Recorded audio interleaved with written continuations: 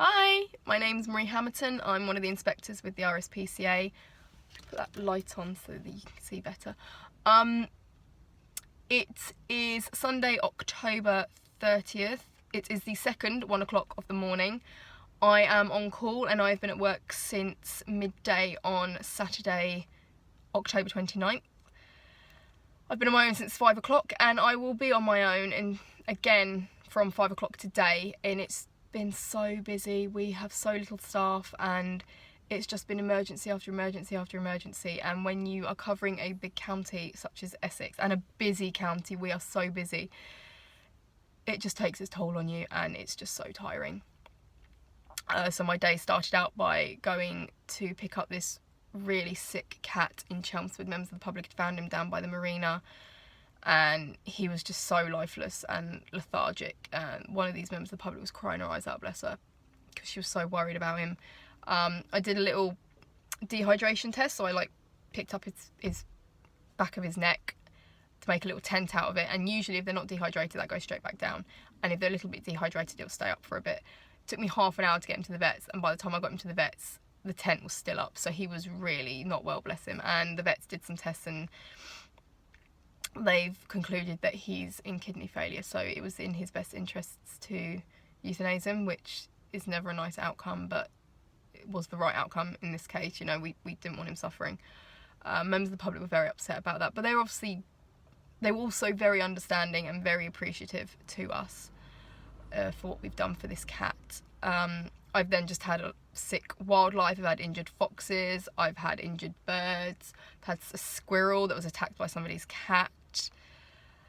I then had a cat that was thrown into a river and he was clawing so hard to get out that it looked like his claws had been ripped out, but they hadn't. It's just he's worn them down completely trying to get out of this river, bless him. He's so cute.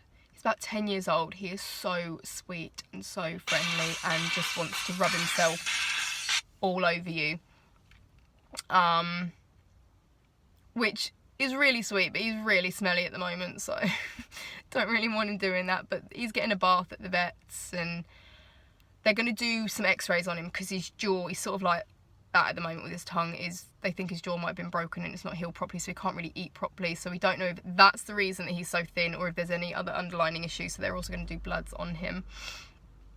The reason I am talking to you now is I got called by Essex Police at midnight.